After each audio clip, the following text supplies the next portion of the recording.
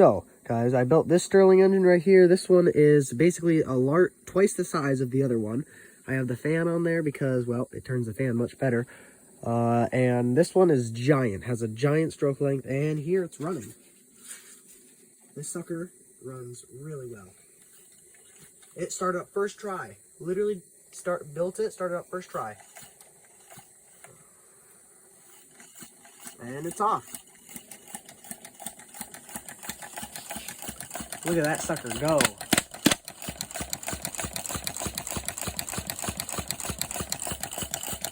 This is a super cool Stirling engine. It was fun building it. It didn't take me that long. And this sucker chugs along and has some pretty good power.